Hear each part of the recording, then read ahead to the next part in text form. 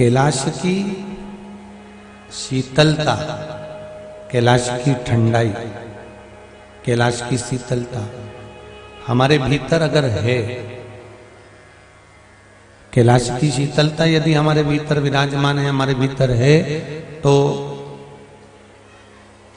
आप जहां बैठे हो, जहां रह रहे हो, जिस भवन में, जिस घर में, जिस जगह पर अपना निवास है, वहां ये समझ लेना कि कैलाश पर्वत ही है।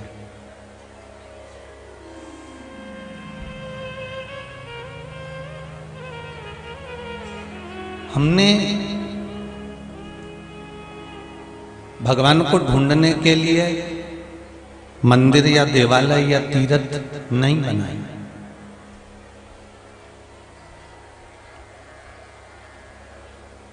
किसी मंदिर में हमें भगवान को ढूंढने जाने की जरूरत नहीं है, या किसी देवालय में हमें भगवान को ढूंढने जाने की जरूरत नहीं है।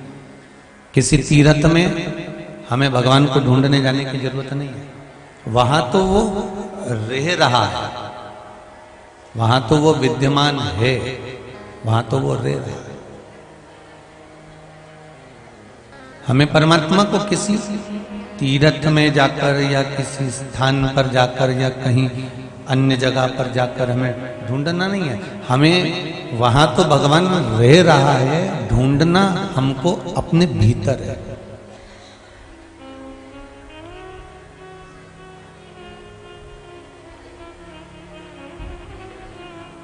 महाराज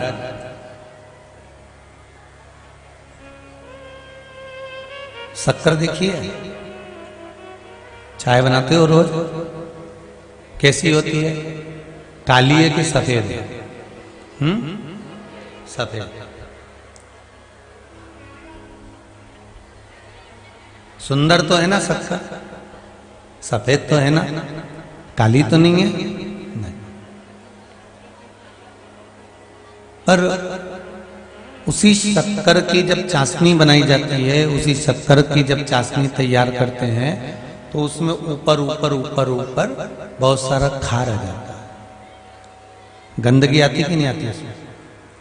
उसी शक्कर कितनी सुंदर दिख रही है, खाने में भी अच्छी लगे, जोरदार दिखे, और दिखने में भी अच्छी, एकदम सजी धजी नजर आती है। पर किसको मालूम था कि इसके अंदर इतनी गंदगी भरी हुई है? तो शक्कर जैसे अपन समय दिखने में तो अच्छे ही लगते हैं, कोई कमी थोड़ी ना है आप में हो या किसी में भी हो। सब दिखने में अच्छे लग रहे हो, सब सुंदर लग रहे हो, सब अच्छे नजर आ रहे हो, पर जब इसको आगी पर तपाया जाता है शक्कर को, तो उसमें भी खार ऊपर ऊपर आ जाता है। उसी तरह जब आपको भी संसार में तपाया जाता है, परिवार में तपाया जाता है, कुटुंब कबीले में तपाया जाता है, तो आपका भी खार बाहर आना प्रारंभ हो जाता है, आपके भी सम्मुख में वो प्रकट हो जाता है।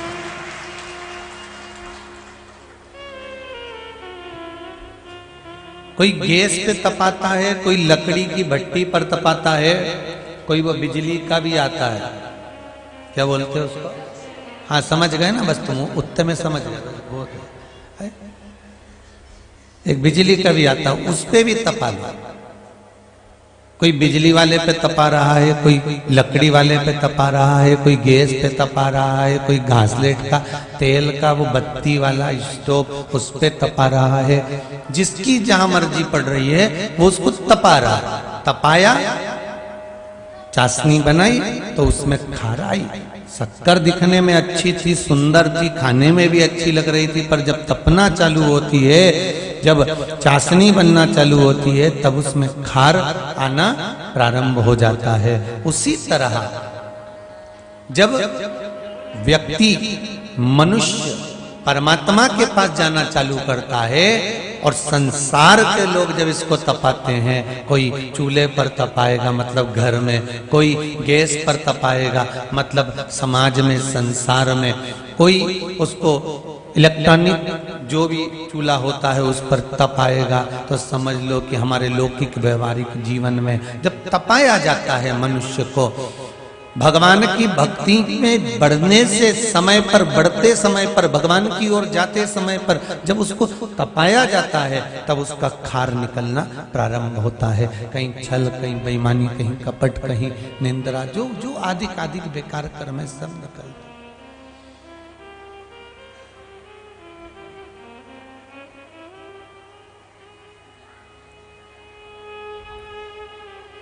अब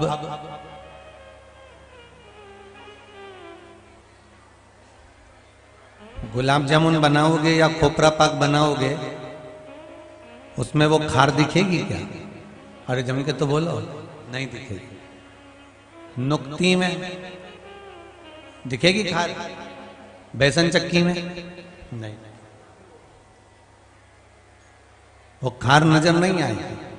फिर तुमने उसकी गुलाब जामुन बना ली, चाहे उसकी तुमने बेसन चक्की बना ली, तुमने चाहे उसमें खूब सारा पकवान तैयार कर लिया, पर खार उसमें नजर नहीं आएगा, क्योंकि तुमने जो खार बना था उसको चमचे से, चम्मच से, चलनी से उसको निकालकर बाहर कर दिया। उसी तरह जब तुम भगवान की भक्ति में तप लोगे, भजन में तप लोगे, दुनिया के लोग अपशब्द कहेंगे, ताने देंगे, गालियां देंगे, आड़ा टेढ़ा बोलेंगे, जब तुम तप जाओगे उसके बाद में तुम फिर गुलाब जामुन, रसगुल्ला, इमरती, जलेबी जो बनाना चाहो बनाओ, क्योंकि तुम परमात्मा के हो गए। उसके बाद खार नहीं रहेगा, उसके बाद केवल आनंद ही आनंद रहेगा, फिर उसमें कोई दिखावा नहीं।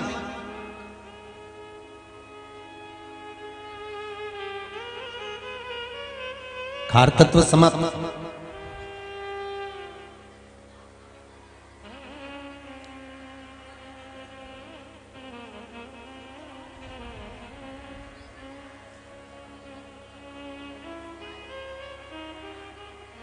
ईश्वर मेरा शंभु, मेरा भोलेनाथ, मेरा राम, मेरा कृष्ण,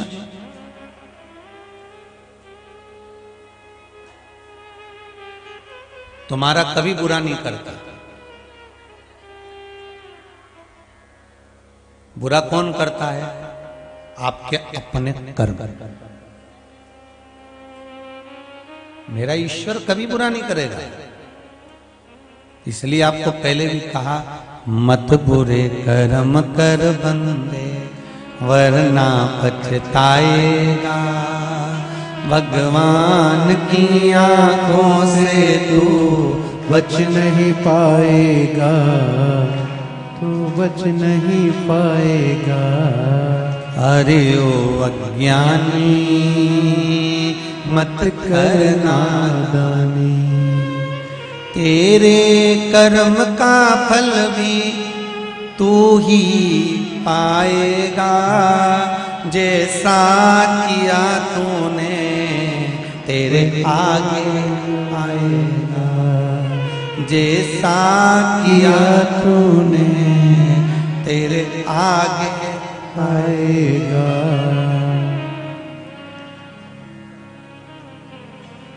मत दिल दुखा दुनिया का, जय हो।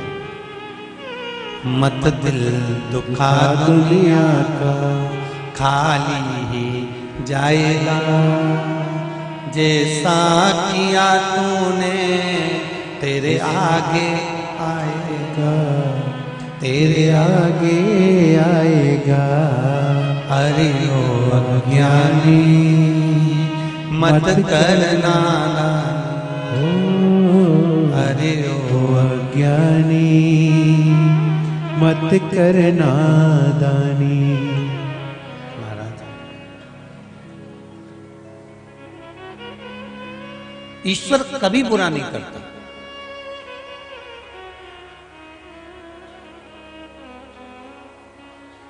जब आपका बुरा वक्त आने वाला होता है ना, भगवान तुम्हारा खाना बंद नहीं करता। बहुत ध्यान देना कथा पर जरा। मंत्रमाला शिव महापुराण की कथा चल रही है, और विशेष ध्यान देना, बुरा समय अगर आपका आएगा तो भगवान आपका खाना बंद नहीं करेगा। आपके घर से सारा भोजन भगवान छुड़ाएगा नहीं, भगवान तुम्हारा सोना भी नहीं छुड़ाएगा कि तुम सो रहे हो, आराम कर रहे हो, ये भी भगवान खत्म नहीं करेगा। जब तुम्हारा बुरा वक्त आएगा, ना तुम्हारा खाना भगवान छुड़ाएगा, ना तुम्हारे कपड़े भगवान छुड़ाएगा, ना तुम्हारा सोना छुड़ाएगा, ना तुम्हारा घूमना फिरना छुड़ाएगा। जब व्यक्ति का बुरा वक्त चालू होता है, उससे पहले भगवान उसको इतना काम में लगा देता है, इतनी दौलत, इतनी संपदा देना चालू कर देता है, इतने काम में उलझा देता है कि वो भगवान की सेवा करना बंद कर देता है। बस समझ लेना, जिस दिन तुमने भगवान का सेवा करना बंद कर दिया, जिस दिन भगवान ने तुम्हें काम में उलझा दिया, अब तुम रोज पहले 3 घंटा, 2 घंटा, 1.5 घंटा, आधा घंटा, 15 minute, 20 minute, 5 minute, 4 minute, 2 minute तुम जो भगवान को देते थे, तुम्हारा अगर वो 15 मिनट पूजन का, अर्चना का, सेवा का, भजन का, मंदिर का, चाकरी का छूट रहा है, धीरे धीरे तुमसे सेवा बंद होती चली जा रही है, तो समझ लेना कि 2-4 साल में कोई बड़ी घात आने वाली है। इसलिए भगवान आज से मुझे लाइट जलाकर इंडिकेटर दे रहा है। अभी से गाड़ी जब इंदौर से आती है और कुबेरेश्वर धाम के लिए मुड़ती है, तो पहले से इंडिकेटर देना पड़ता है, तब जाकर इधर मुड़ पाती है। भोपाल से आती है तो भी थोड़ी दूर से मन लाइट चमकाना पड़ती है, तब जाकर इधर मुड़ पाती है। तुम्हारी भी अगर भगवान की भक्ति कमजोर हो रही है, तुमने अगर भगवान की पूजन करना कम कर दी है, तुम्हारी सेवा कम हो रही है, तुम्हारा भजन कम हो रहा है, तुम्हारा स्मरण कम हो रहा है, तुमने भगवान की पूजन पहले मैं बहुत करती थी, अब न जाने क्या हो गया गुरुजी पूजन, समझ ले अभी भी भगवान लाइट जला के बता रहा है कि कम हो गई है, वापिस जुड़ जा, 1 लोटा पानी, 1 बेलपत्र, 1 फूल, भगवान के दरवाजे जाना चालू कर दे, वापिस दुख, तकलीफ, कष्ट दूर हो जाएगा। वो लाइट जलाता है, खाना बंद नहीं करेगा तुम्हारा, हो खूब डट के खाओ, कपड़े पहनने में कोई कमी नहीं आन देगा, वो कपड़े भी खूब पहनो, घूमने फिरने में भी कमी नहीं आन देगा, वो सारी संपदा देना चालू कर देगा, दौलत देना चालू कर देगा, सारा सुख देना चालू कर देगा, पर एक काम करेगा कि तुम्हें इतना उलझा देगा कि तुम भगवान का भजन नहीं कर पाओगे, स्मरण नहीं कर पाओगे, भगवान की भक्ति में नहीं रम पाओगे, भगवान की स्मरण में नहीं पहुंच पाओगे। फिर वो समझ लेना कि आप आए नहीं और सुबह हो गई मेरी पूजा की थाली धरी की। क्या कारण है? ऐसा कौन सा कारण बन गया जो भगवान ने हमको सेवा से हटा दिया? ऐसा कौन सा कारण बन गया जो भगवान ने हमें पूजन से हटा दिया? कारण कौन सा?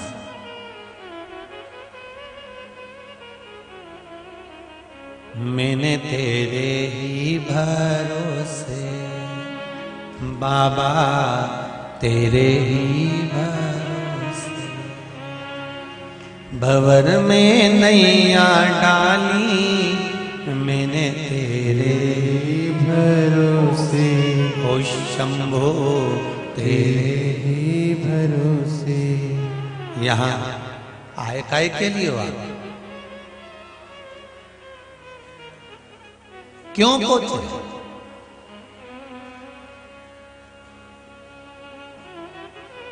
कथा में सुना था कि कुबेरेश्वर धाम जाओ, बाबा ऐसी कृपा कर देता है, 3 महीने में वापिस बुला लेता। अब भागवत जी में रुक्मणी जी की आयु थी 7 वर्ष की। कितने साल की थी? 7 साल की। देव ऋषि नारद आए, नारद जी ने राजा भीष्मक को, रुक्मणी जी के पिताजी को बड़ी बड़ी सुंदर सुंदर भगवान कृष्ण के चरित्र सुना दिए। अब भगवान कृष्ण का चरित्र भीष्मक की नगरी में सुना।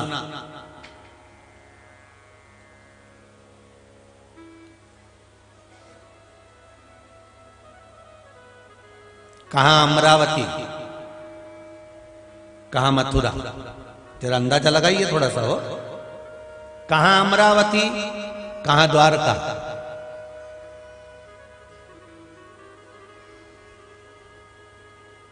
राजा भीष्मक कहां के थे?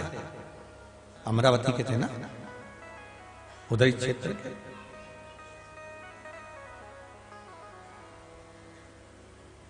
अब वहां से राजा भीष्मक के पास में भगवान नारद जी महाराज ने ज्ञान उपदेश दिया और उनकी ज्ञान सुना रहे थे। राजा भीष्मक को भगवान कृष्ण के बात नारद जी बता रहे थे। भीष्मक ने सुना कि नहीं सुना ये तो नहीं पता, पर जो पास में 7 वर्ष की रुक्मिणी जी बैठी हुई थी, 7 वर्ष की कन्या बैठी हुई थी, उसने ध्यान से सुना।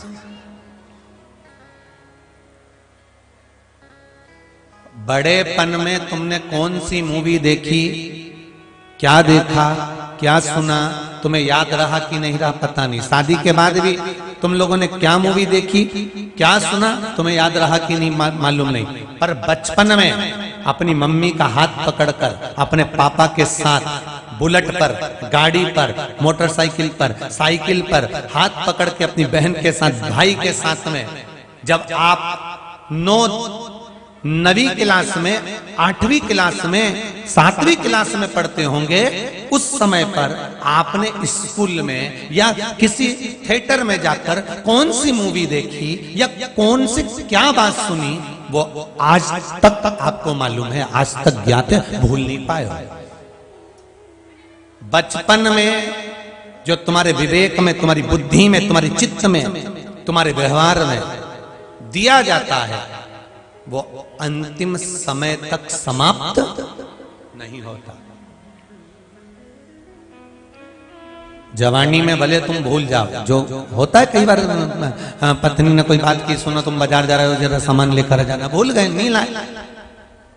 पति ने पत्नी से कोई बात की, भूल गए, नहीं लाए। जवानी में भूल सकते हो, अधेड़ी में भूल सकते हो, बुढ़ापे में भूल सकते हो, पर बचपन में जो दिया गया था वो नहीं भूल पाए। राजा भीष्मक ने अधेड़ी में अगर जो मिला नारद जी से वो भले भूल गया होंगे, पर रुक्मिणी जी ने जो 7 वर्ष की अवस्था में जो देवऋषि नारद के मुख से संवाद सुना था, वो संवाद रुक्मिणी जी कभी नहीं भूल पाई। और रुक्मिणी जी नहीं भूली तो उसने मन में विचार कर लिया कि मैंने सुना है कि कृष्ण इतने सुंदर हैं, उनका व्यवहार इतना सुंदर है, वो इतने वीर हैं, उन्होंने पूतना को मार दिया, अगासुर बकासुर को मार दिया, उन्होंने कंस को मार दिया, उन्होंने तृणावत को पछाड़ दिया, जब उन्होंने गोपियों की मटकी को फोड़ा है, मक्खन को खाया है, सुंदर गौओं का चरण कराया है, तो ये रुक्मिणी जी के कानों में जब गया तो रुक्मिणी जी के हृदय में कृष्ण के प्रति भाव उत्पन्न हो गया। और जब भाव उत्पन्न हो गया, जब एक बार पक्का विश्वास, पक्की श्रद्धा और पक्का भाव जब उत्पन्न हो जाता है, तो मेरे कृष्ण राधा को नहीं मिल पाए, रुक्मिणी को मिल जाते हैं, केवल विश्वास के बाद। फिर वो राधा को नहीं मिल पाए। रिटर्न थोड़ा सा, वो राधा को नहीं मिले, वो किसको मिले, जम के बोलो जरा, रुक्मिणी। राधा को प्राप्त नहीं हुआ।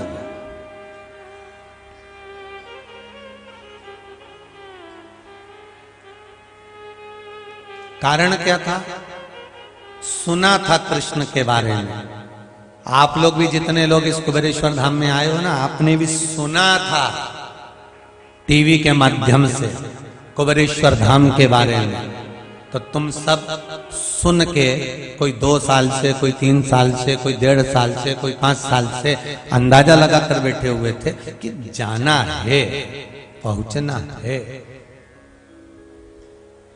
अब सुना था तो कहां तक पहुंच गए?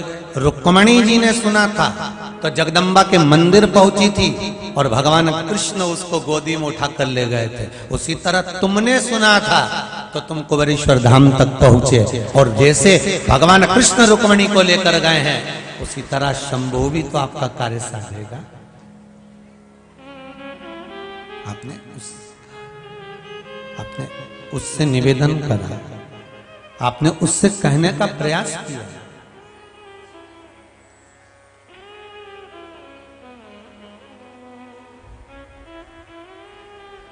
पक्का विश्वास, पक्की श्रद्धा, पक्का विश्वास, पक्की श्रद्धा, पक्का भरोसा। मैंने तेरे ही भरोसे, ओ बाबा तेरे ही भरोसे, नैया भवन में डाली है। हे बाबा, दूसरा कुछ नहीं।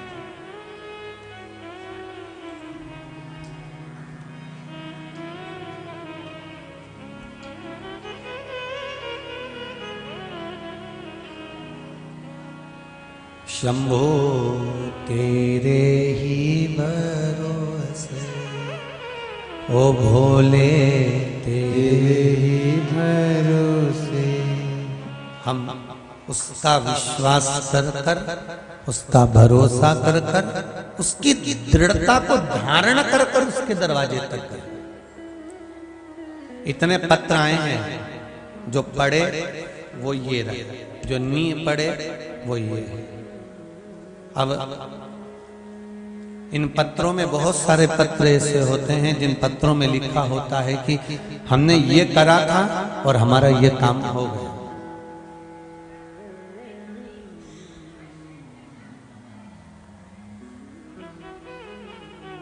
क्या तुम पहले शंकर जी के मंदिर नहीं गए? क्या जम के बोलो जरा, गए हो ना? क्या तुम पहले भगवान के मंदिर में जल नहीं चढ़ाए? क्या चढ़ा? क्या तुमने पहले सोमवार के व्रत नहीं करे? क्या करे? क्या तुमने पहले बेलपत्री नहीं चढ़ाई? क्या चढ़ाई?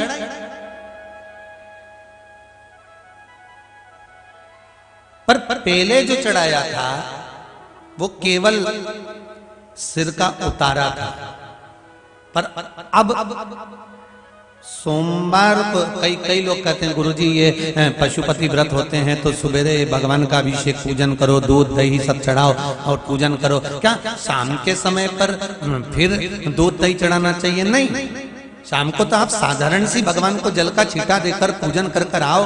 जो 6 दिए हैं वो लेकर जाओ, मीठे का भोग लेकर जाओ। तो गुरुदेव, हम जब भगवान का पूजन करने जाते हैं तो हमको एक दिन पहले याद करना पड़ता है कि शाम को जाना है, शाम को जाना है, 6 दिए लेकर जाना है, मीठे का प्रसाद लेकर जाना है। मतलब दिन भर तुम्हारी चित्त वृत्ति में शंकर घूमता रहता है, दूसरी चीज आती नहीं।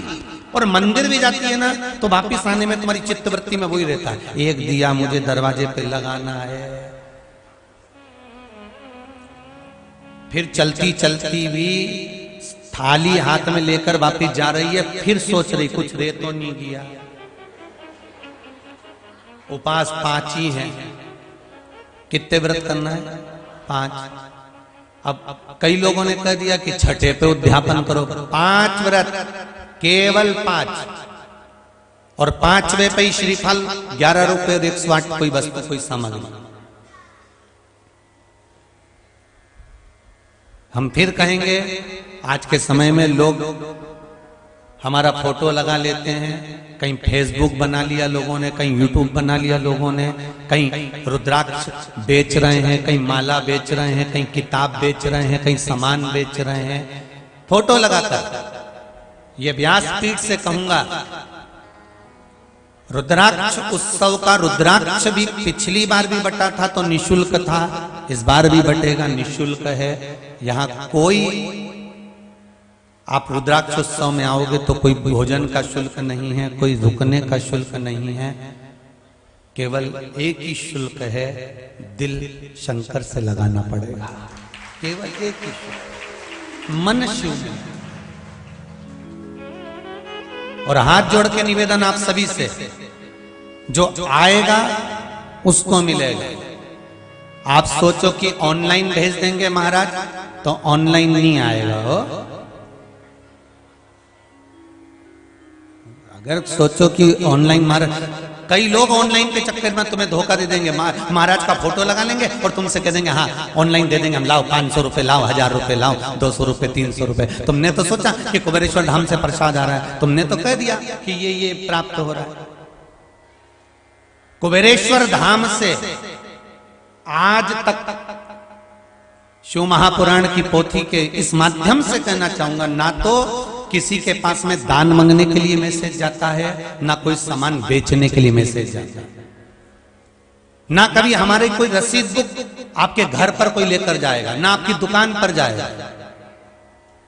जो आप दान देते हो, ये मूछ वाला भैया, यम का भाई, बस वो बोलता है भैया आशीष भैया, और आप जो देते हो वो अकाउंट में या फिर कुबेरेश्वर धाम में आते हो, कोई रसीद कटवा के चले गए तो वो प्राप्त हो। बाकी के आपके घर घर आकर, और क्यों आए मांगने तुम्हारे यहाँ? जब सारी दुनिया के लोगों को यहीं बैठा बैठा खूब लुटा रहा है, तो हम तुम्हारे यहां मांगने क्यों जाएंगे? इसी दरबार से नहीं मांगेंगे।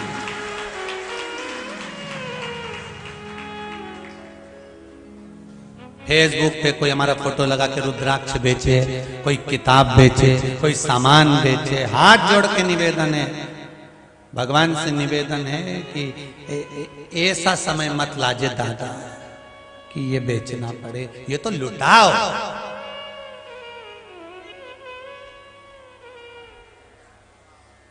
और 7 दिन है शिव महापुराण के, 28 फरवरी से 6 मार्च तक चलेगी शिव महापुराण की कथा। कई जगहों पे लोग रुद्राक्ष बांटते होंगे, बांटे, मना नहीं है, पर यहाँ का जो रुद्राक्ष है आप उसका वर्णन जब लेकर जाओगे, धारण करोगे, उसका जल पियोगे, तब आपको मालूम पड़ेगा कि रुद्राक्ष क्या चीज थी जो हम चूक गए, हम रहने। और फिर निवेदन है 7 दिन बटेंगे, ऐसा नहीं कि आखिरी दिन बटेगा या महाराज जी एक ही दिन बटेंगे, 7 दिन।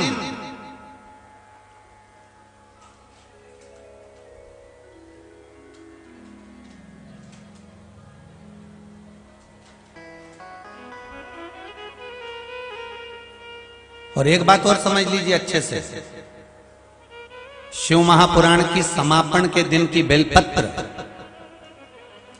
और कुबेरेश्वर धाम का जो रुद्राक्ष आपको जो मिलता है, उससे एक निवेदन करूंगा आप सभी से कि जो बेलपत्र समापन के दिन की लक्ष्मी वृद्धि की होती है, जिसको आप लाल वस्त्र में अपने घर में रखते हो, वो बेलपत्र आप लेकर जाते हो, मना नहीं है, पर उस बेलपत्र में से ना तो आप अपनी बेटी को दो, ना ननंद को दो, ना रिश्तेदार को दो। वो बेलपत्र अगर तुम यहाँ से अपनी झोली में लेकर गए हो समापन के दिन की 7वें दिन की, तो वो बेलपत्र केवल तुम्हारी है। उसमें 4 भी ले गए हो तो तुम्हें रखना है, 2 भी ले गए हो तो तुम्हें रखना है, 5 भी ले गए हो तो तुम्हें रखना है। पर कई लोग बेलपत्र ले जाकर जब अपने अपने रिश्तेदारों को बांट देते हैं, और रिश्तेदार कई बेटियों को, कई जमाइयों को, कई बहनों को, कई नंदों को जब बांट देते हैं, और जब बाद में कहते हैं गुरुजी हमने तो बेलपत्र रखी थी, हमको फायदा नहीं हुआ, मतलब तूने जाते जाते तो तिजोरी का खजाना लुटा दिया और बाद में कह रही है कि हमारे को फायदा नहीं हुआ, तो ये तुम्हारी गलती है, ये व्यासपीठ की गलती नहीं। फिर निवेदन कर रहा है, रुद्राक्ष भी लो, मना नहीं है, आपका रुद्राक्ष आपके लिए, आपके घर के लिए, आपके परिवार के लिए।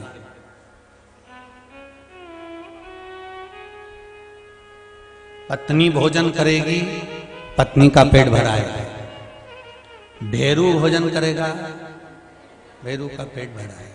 अब पत्नी सिर पे पल्लू लेके ऊको टच करके बैठ जाए और पति समोसा खाए जाए, कुछ मिलेगा नहीं। हो सकता है कि इसका पेट भरा जाए,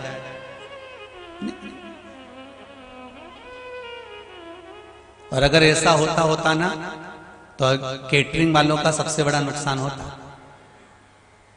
आजकल एक थाली भोजन की बफेट में 500 की, 1000 की, 700 की, तो पत्नी को पति सिखा के ले जाता बेचारा, अरे उसके यहाँ अपन खाना खाएंगे तो तुम मुझे टच करके घूमती रहना, जब मैं चाउमीन खाऊं तो मुझे टच कर लेना, पानी पतासा खाऊं तो मुझे टच कर लेना, जब मैं भेलपूरी खाऊं तो मुझे टच कर लेना, बस। तो पत्नी यही करती फिरती।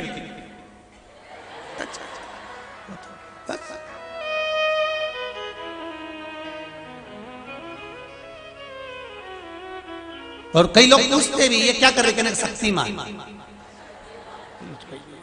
टच, इससे ज्यादा तो निवेदन है तुम्हारे लिए है।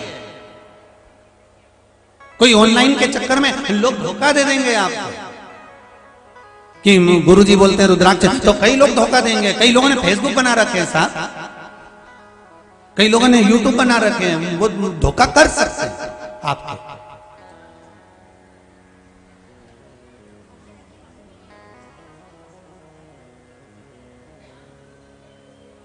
महाराज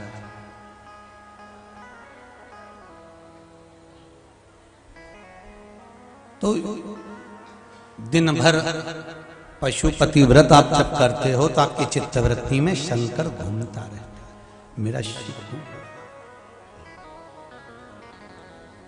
मेरा ओघड़दानी आपकी बुद्धि में, आपके विवेक में, आपकी चित्त में, आपके व्यवहार में घूम रहा है।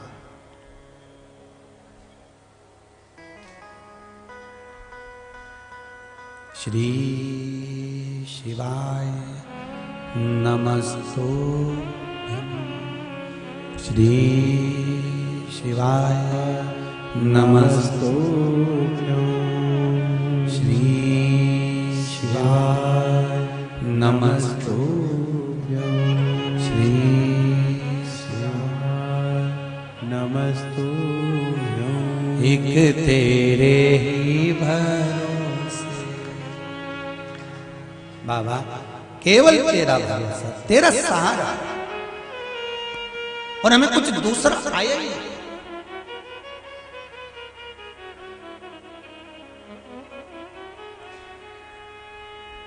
आप शिव को भजो, आप शंकर का स्मरण करो। एक लोटा पानी, हमारी भक्ति में कमजोरी नहीं होना चाहिए, बस इतना ध्यान रखना। भगवान कृष्ण राधा के नहीं हो पाए, रुक्मणी जी के हो गए, क्योंकि बाल्य अवस्था से भगवान कृष्ण के बारे में सुना था। 2 साल से, 3 साल से, 4 साल से आप अगर पुराण की कथा सुन रहे हो, 5 साल से सुन रहे हो, 6 साल से सुन रहे हो, शंकर की कथा सुन रहे हो, तो तुम्हारी चित्त वृत्ति में जो तुम सुन रहे हो उसको धारण कर रहे हो, और धारण कर कर फिर तुम उसको मनाने का प्रयास कर रहे हो। जल तो तुम पहले भी चढ़ाते थे, बेलपत्री पहले भी चढ़ाते थे, दूध की धार पहले भी लगाते थे, पर अब जो तुम भगवान शंकर की आराधना कर रहे हो, इसमें तुम्हारा विश्वास दृढ़ हो गया।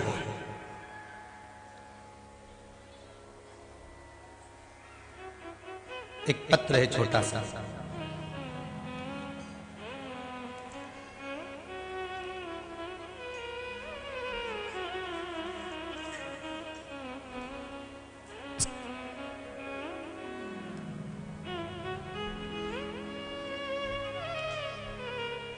MP रीवा से हनुमाना रीवा हनुमाना। श्री शिवाय नमस्तुभ्यं। कहाँ बैठे? ये रीवा MP रीवा से आप ही हैं? जरा माइक दीजिए।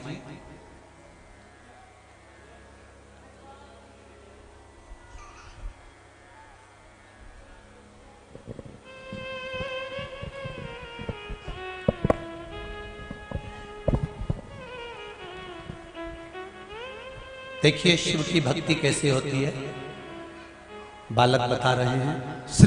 श्री शिवाय नमस्तुभ्यं गुरुजी। श्री शिवाय नमस्तुभ्यं। क्या नाम है? योगेंद्र जी हैं आप? योगेंद्र कुमार मिश्रा, मध्य प्रदेश, रीवा हनुमाना।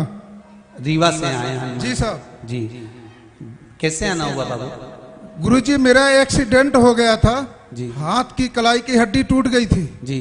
डॉक्टर ने मेरे ऑपरेशन के लिए बोला जी। और उस अस्पताल में प्लेट नहीं थी, उस प्लेट को दूसरी जगह से मंगाया गया जी। और मैं ऑपरेशन के लिए 2.5 घंटे लेटा रहा। ऑपरेशन होने के बाद डॉक्टर निकले तो बोला तुम्हारे हाथ की हड्डी बेटा बहुत मजबूत है, मैं के वार लगा के ऑपरेशन कर दिया हूँ। मैं ऑपरेशन के दौरान श्री शिवाय नमस्तुभ्यं का जाप करता रहा जी। और जब ऑपरेशन होने के बाद पता चला कि हमको कहीं चीरा नहीं गया है और मेरा वैसे ठीक हो गया है। वापिस ठीक हो गया ना? ठीक हो गया। ऑपरेशन तो नहीं हुआ, कोई बस बाबा ने बचा लिया। श्री शिवाय नमस्तुभ्यं गुरुजी। बाबा मेरे साथ में मेरी पत्नी भी आई गुरुजी। श्री शिवाय नमस्तुभ्यं विराज। बहुत बहुत साधुवाद। बस बाबा का जाप। लोग कहते हैं श्री शिवाय नमस्तुभ्यं में है क्या? शिव मां विराज। हम कहते हैं श्री शिवाय नमस्तुभ्यं, ये वो मंत्र है जिस मंत्र का जाप आप कहीं पर भी किसी भी रूप में कर सकते, किसी भी। हमारे एक कंप्यूटर वाले भैया कंप्यूटर आते हैं, श्री राजेश जी, तो उनके पिताजी को परसों के दिन हॉस्पिटल लेकर नर्सों 2 एक दिन पहले ले गए होंगे और कहा इनको श्वास में तकलीफ है, मशीन लगा दी। हाँ, प्रेस मेकर वगैरह जो भी हो वो लगा दिया गया। अब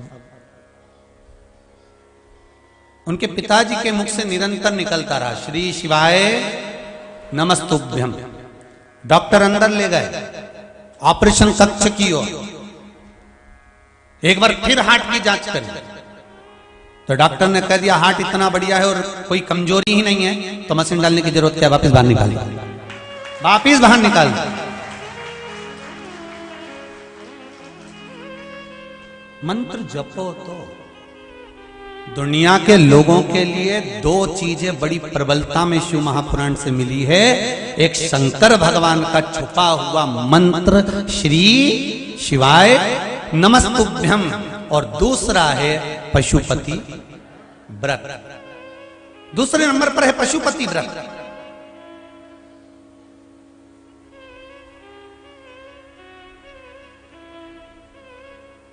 अगर पति पत्नी को दोनों को तकलीफ हो रही है, कुछ ना कुछ, पत्नी को भी कुछ चाहिए और पति को भी कुछ चाहिए और तकलीफ दोनों को है, तो मेरा निवेदन रहेगा पशुपति व्रत पति और पत्नी दोनों करो, दोनों करो। पर निवेदन है, थाली भी अलग अलग जाएगी तो दिए भी अलग अलग जाएंगे, प्रसाद भी अलग अलग जाएगा भोग लगने के लिए। और जब आओ तो आने के बाद में जब दीप लगाओ दरवाजे पर, 6ठे नंबर का जब दिया लगा तो सबसे पहले दिया पत्नी लगाए, उसके बाद पति प्रज्वलित करे तो काम सफल हो जाए। अगर पति और पत्नी दोनों व्रत कर रहे हैं तो पहला दिया पत्नी का लगना चाहिए।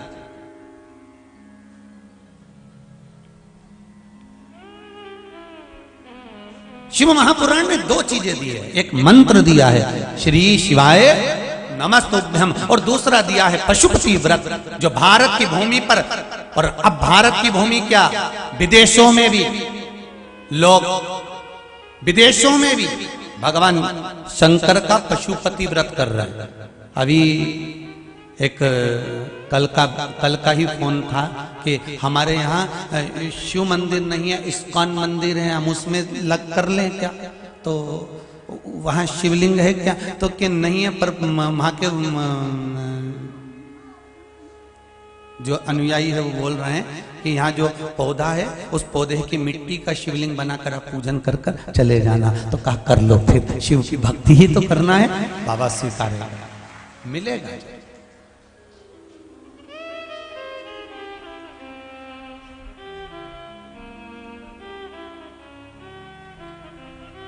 रुद्राक्ष उत्सव में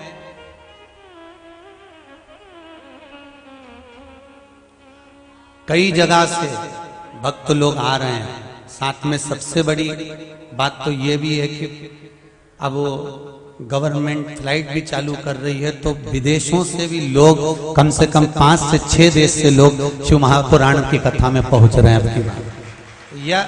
ये शिव की आराधना, शिव भक्ति का बल, रुद्राक्ष। 2 चीजें मिली है, एक भगवान का नाम था,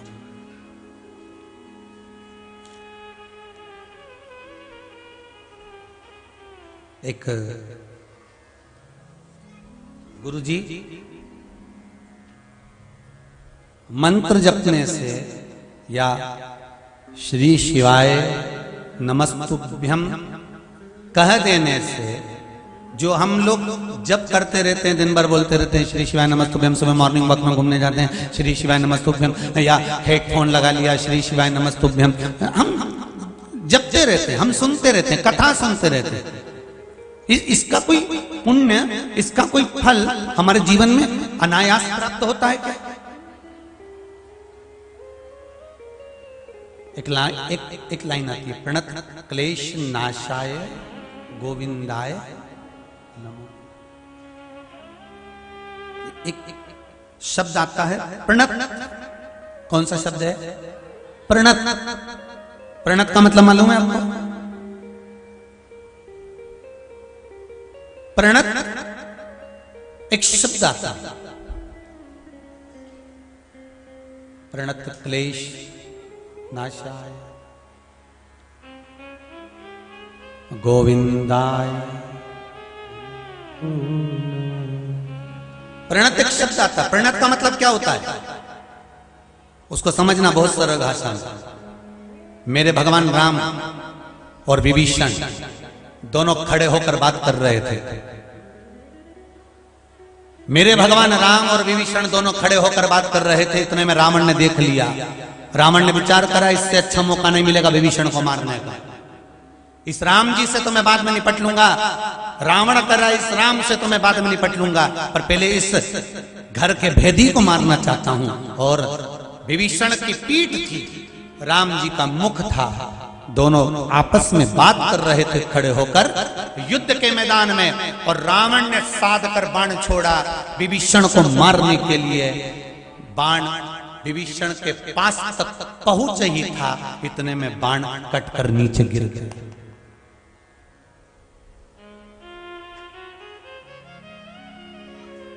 फिर रावण ने छोड़ा, रावण ने फिर बाण छोड़ा, विभीषण के पास फिर आया, वो फिर कटकर नीचे गिर गया। रावण ने फिर बाण छोड़ा, वो फिर पास में गया, वो कटकर फिर नीचे गिर गया। मेघनाथ ने पूछा पिताजी क्या बात है? पिताजी कहते हैं मैं तेरे चाचा को मारना चाहता हूं, तेरे काका श्री को मारना चाहता हूं। तो इतने में मेघनाथ कहता है आप चिंता करते हो, मैं मारता हूं। और मेघनाथ ने बाण छोड़ा, ऐसी ऐसी शक्तियां छोड़ी मेघनाथ ने, वो शक्तियां विभीषण के पास जाती है और टूट कर नीचे गिर जाती है। आखिरी में सब हार गए, थक गए। तब विभीषण पलट कर देखा तो वहां बाणों का ढेर लगा हुआ था। विभीषण ने मेरे राघव जी से पूछा प्रभु एक बात समझ में नहीं आती कि ये इतने सारे बाण अभी तो थे नहीं, अपन बात कर रहे थे तब, तो इतने बाण कहां से आ गए? भगवान राम ने कहा बस आ गए होंगे, तुम्हें क्या करना, तुम तो अपना काम करो। रहा नहीं गया। विभीषण से रहा नहीं गया और विभीषण सीधे श्री हनुमान जी महाराज के पास में गए। और विभीषण ने हनुमान जी महाराज से कहा अरे हनुमान जी जरा इधर आओ। हनुमान जी बोले बोलो महाराज बोलिए क्या बात है? ये मैं और भगवान राम हम दोनों बात कर रहे थे, पर बात करते करते इतने सारे बाण इकट्ठे हो गए, इतने सारे बाण पड़े हुए थे, सब खंडित पड़े हुए थे, सब टूटे हुए पड़े थे, सब बेकार पड़े हुए थे। समझ में नहीं आ रहा है कि इतने सारे बाणों का ढेर आया कहां से, इतने सारे बाणों का ढेर आया कहां से, कहां से प्राप्त हुआ? आखिर इतने बाण आए कहां से? हनुमान जी महाराज ने कहा अरे विभीषण महाराज आपको मालूम नहीं है रावण मेघनाथ पूरी सेना आपको मारने का प्रयास करती रही, आपका बाल बांका नहीं हुआ। विभीषण ने पूछा मुझे मार रहे थे? हाँ, बाल बांका नहीं हुआ। क्यों? तो हनुमान जी ने कहा आपको मालूम नहीं है आप किसके पास खड़े हुए थे? आप किसके पास खड़े हुए थे? राम जी के पास खड़े थे, इसलिए कोई कितना भी प्रयास कर रहा था पर वो बाण आपको नहीं लग पाए।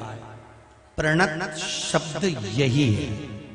प्रणत का मतलब क्या होता है कि आप किसका मंत्र जाप कर रहे हो, किसके करीब में खड़े हुए हो, किसका भजन कर रहे हो, किसके नजदीक में बैठे हो, किस शिव मंदिर में जा रहे हो, शंकर का भजन कर रहे हो, श्री शिवाय नमस्तुभ्यम का जाप कर रहे हो, भगवान शंकर की कथा सुन रहे हो, भले टीवी के माध्यम से सुनो, भले फेसबुक यूट्यूब के माध्यम से सुनो, पर कथा तो सुन रहे हो। जितनी देर आप कथा में लगे रहते हो आपके ऊपर कितनी भी बड़ी से बड़ी विपदा आ रही होती है वो कटकर नीचे गिर गई होती है, उतनी देर समझ जाता है। प्रणत क्लेश नाशा।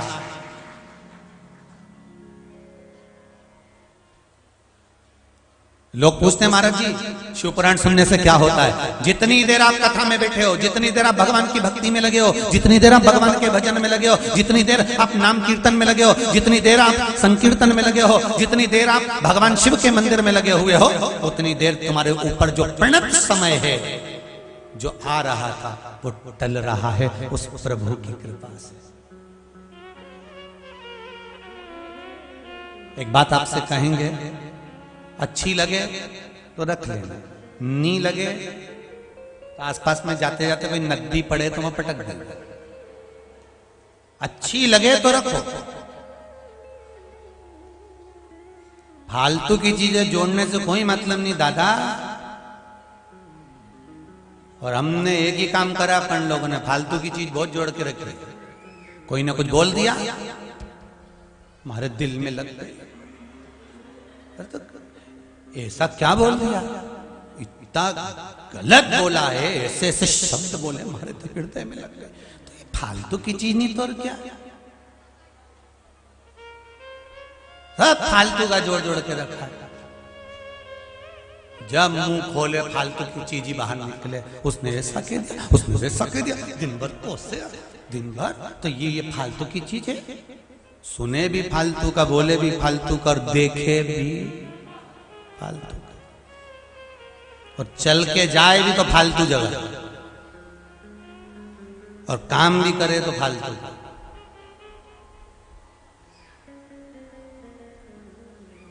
क्यों? अच्छा लगे आपको तो आप स्वीकार करना, नहीं लगे तो यहां से इधर इंदौर साइड जाओ तो पास में नदी नाला जो पड़े, नहीं तो इधर नहीं पड़ेगा तो इंदौर जाता जाता छिपराजी तो पड़ेगी, वहीं पटक दीजिए। और इधर जाओ ना तो भोपाल तो तालाब मिले, उनमें पटक देना हो। पर अच्छा लगे तो स्वीकार करना। एक बात अपने जीवन में उतार कर रखना कि दुकान पर बैठे हो, नौकरी कर रहे हो, सर्विस कर रहे हो, घर में काम कर रहे हो, परिवार में बच्चों को पढ़ा रहे हो, या कोई पारिवारिक कार्य कर रहे हो, उस समय पर भले तुम कथा मत सुनो, उस समय पर तुम भले भगवान का भजन मत करो, पर ग्राहक चले जाए, कस्टमर चले जाए, तुम्हारा कोई काम पूरा हो जाए, और आधे घंटे की या 15 मिनट की भी फुर्सत मिल जाए, उतनी देर में चौकार छक्का लगा देना, उतनी देर में कथा सुन लो, उतनी देर में भगवान का भजन कर लो, उतनी देर में स्मरण कर लो, उतनी देर में कीर्तन कर लो, बहुत है। तुलसीदास जी लिखते हैं आधी में पुनि बहुत है। शंभो शरणे पड़ी मांगू घड़ी रे घड़ी, दुख काटो दया करी ने दर्शन आपो, दया करी ने दर्शन आपो। जब मौका मिल जाए, जितनी देर मिले आपको, 15 मिनट, 10 मिनट, 5 मिनट, आधा घंटा, 20 मिनट, जब मिले। आप लोगों में से कई लोगों की तो आदत होगी रात को सोते समय आधा घंटा सुनने की, कई लोगों की आदत होगी सुबह उठकर 5-10 मिनट तो सुनिए लो, कई लोगों की आदत है दिन में कथा नहीं आती है तो ढूंढती है, कथा नहीं आ रही, कथा नहीं आ रही, कथा नहीं आ रही, शिव महापुराण नहीं आ रही। और कईयों की तो ऐसी आदत होगी जो पुरानी जितनी कथा होगी सब सुन के धर ली होगी सब, अब तो नई कहीं मिल जाए तो बस तैयार।